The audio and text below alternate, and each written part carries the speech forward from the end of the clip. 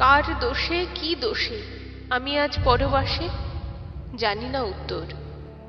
এমনই অপরাধী, মানবতার এমনই শত্রু আমি, এমনই কি দেশদ্রোহী যে দেশ বলে কিছু থাকতে নেই আমার? দেশই তবে কেড়ে নেবে আমার বাকিটা জীবন থেকে আমার স্বদেশ। নিজ দেশে পরবাসী, আবার পরবাসেও পরবাসী। দেশ তবে কোথায় আমার? সুজলা সুফলা দেশ।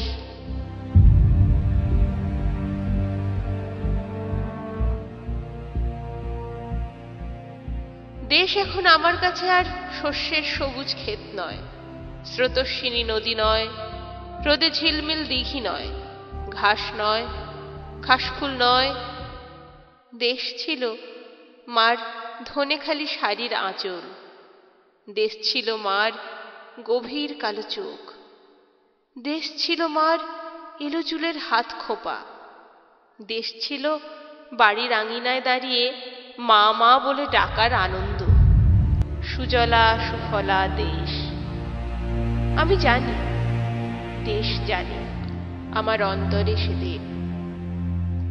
দেশ দেশ বলে অন্ধের মতো উত্তর থেকে দক্ষিণ গোলার্ধ, পাহাড় সমুদ্র আর সারি সারি বৃক্ষ, অন্ধের মতো আকাশ চাঁদ কুয়াশা রোদ্দুর, অন্ধের মতো ঘাস লতাগুল্ম মাটি আর মানুষ হাতড়ে হাতড়ে দেশ খুঁজেছি।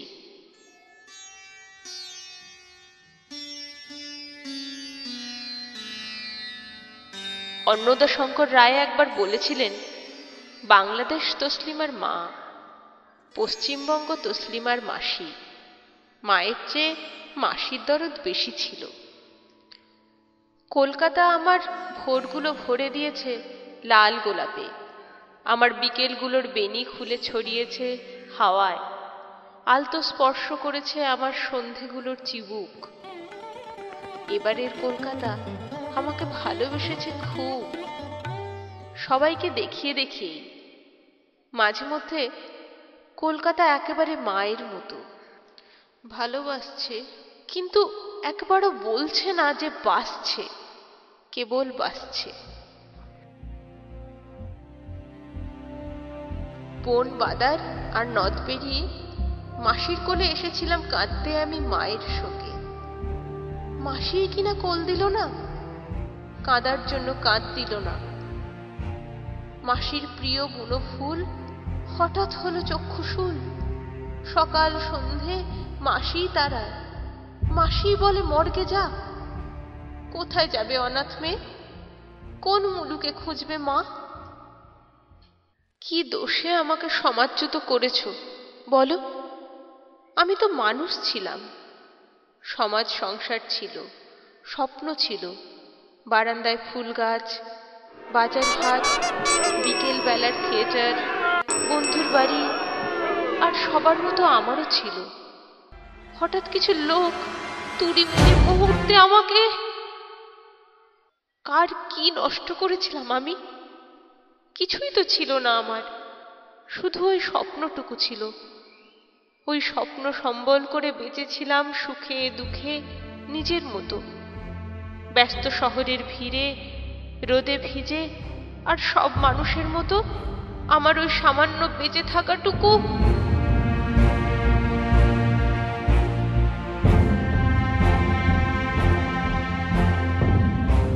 বাড়িটা তুই আছিস কেমন? তোর বুঝি খুব একলা লাগে? আমারও তো, আমারও খুব। রাত্রিরে কি ভয় করে না? জানলাগুলো হঠাৎ করে ধড়াস করে খুলে গেলে কেউ এসে কি দরজা নাড়ে? ধুলো ধূসর ঘর বারান্দায় কেউ ঢোকে কি? ভয় জাগে যে।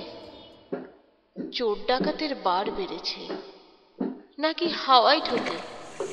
ঝোড়ো হাওয়া, হাওয়াই বা কোথায় এখন? সম্ভবত আমি ঢুকি, মনে মনে আমি বোধহয়। হেঁটে বেড়ায় ঘরগুলোতে, অন্ধকারে চিনতে পারিস? পায়ের আওয়াজ বুঝিস কিছু? বাড়িটা তুই লেখার ঘরটা দেখে রাখিস, সবকিছুই তো ওই ঘরেরই। জীবনটাই লেখার জীবন। ন আলমারি বইপত্তর, লেখাপড়ার দুনিয়াটা, ওসব ছেড়ে ভালো থাকি।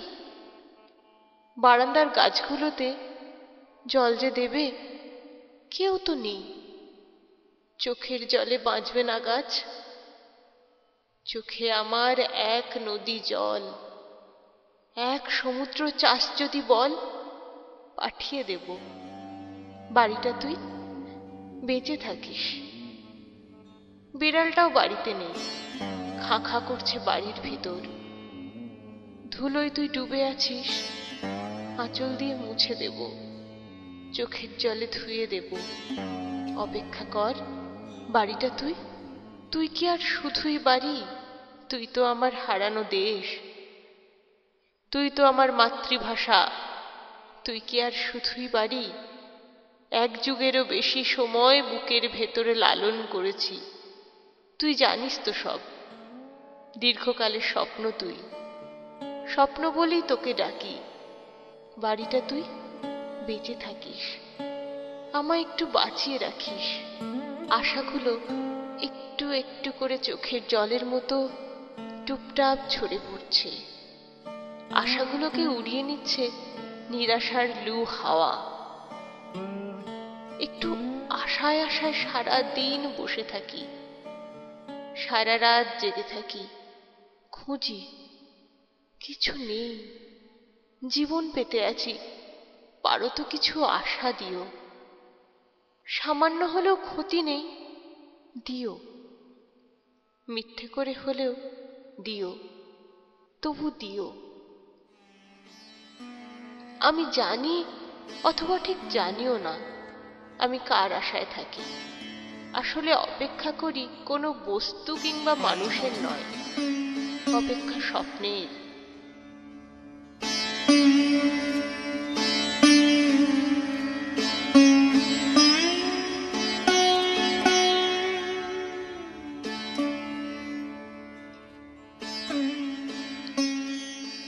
চেয়েছিলাম মানুষের অন্ধত্ব দূর করতে, চেয়েছিলাম মানুষের মোহর করা হৃদয় থেকে বৈষম্যের, হিংসের, অন্ধকারের আর অসুস্থতার শেকড় উপড়ে ফেলে ভালোবাসা রোপণ করতে।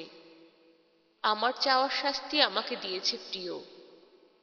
তোমাকে বলেছে আস্তে, বলেছে ধীরে, বলেছে কথা না, বলেছে চুপ, বলেছে বসে থাকো, বলেছে মাথা নোয়াও, বলেছে কাঁদো।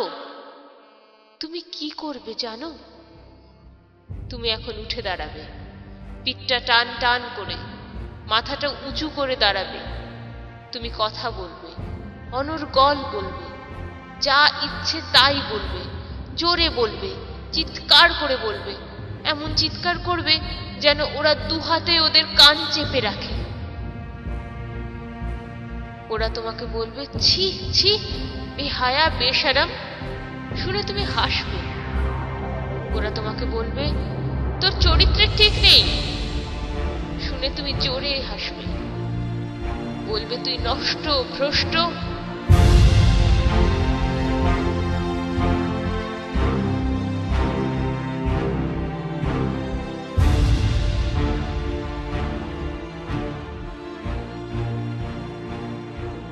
নষ্ট শব্দটি পুরুষের জন্য নয়, মেয়েদের জন্য প্রযোজ্য। ডিম নষ্ট হয়, দুধ নষ্ট হয়, নারকেল নষ্ট হয় এবং মেয়ে নষ্ট হয়। যে কোনো বস্তুর মতো আমাদের সমাজ একটি মেয়েকে নষ্ট বলে চিহ্নিত করে। এদেশের শিক্ষিত রুচিশীল মেয়েরা এইসব নষ্ট মেয়ে থেকে নিজেদের আলাদা করার ব্যাপারে বড় সতর্ক। কোনো না কোনোভাবে সকল নারী যেখানে নির্যাতিত, সেখানে শ্রেণীভেদের প্রশ্ন আসে না। নারী নির্যাতিত পূবে, পশ্চিমে, উত্তরে, দক্ষিণে। নারী নির্যাতিত ঘরে, ঘরের বাইরে। সে ধর্মে নির্যাতিত, অধর্মেও। সে বিশ্বাসী কি অবিশ্বাসী, নির্যাতিত। সে ধনী কি দরিদ্র, নির্যাতিত। সে আবৃত কি নগ্ন, সে নির্যাতিত। সাহসী কি ভীরু, নির্যাতিতই। চরিত্র খুব মূল্যবান একটি জিনিস। পুরুষের জন্য তা আগলে রাখবার প্রয়োজন না হলেও নারীর জন্য প্রয়োজন। তুমি মেয়ে, তুমি খুব ভালো করে মনে রেখো, তুমি যখন ঘরের চৌকাঠ ডিঙোবে, লোকে তোমাকে আর চোখে দেখবে। তুমি যখন গলি ধরে হাঁটতে থাকবে, লোকে তোমার পিছু নেবে, শীষ দেবে। তুমি যখন গলি পেরিয়ে বড় রাস্তায় উঠবে, লোকে তোমাকে চরিত্রহীন বলে গাল দেবে।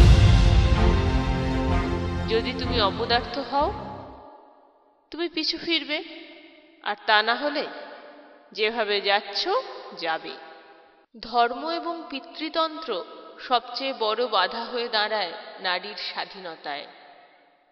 একথা সুস্পষ্ট করে বলতে গিয়ে ধর্ম কি করে নারীর অবমাননা করে তার অনুপুঙ্খ বর্ণনা দেন কবি। এর পরিণামে তিনি দুই বাংলা থেকেই নির্বাসিত। নির্বাসিত কবি যখন স্বদেশে ফিরতে না পারার যন্ত্রণায় লেখেন, দেশ তুমি কেমন আছো, কেমন আছো দেশ তুমি, তুমি দেশ আছো কেমন, আছো তুমি কেমন দেশ। আমার তো পরাণ পড়ে তোমার জন্য, তোমার পড়ে না। আমার তো জীবন ফুরোয় তোমাকে ভেবে,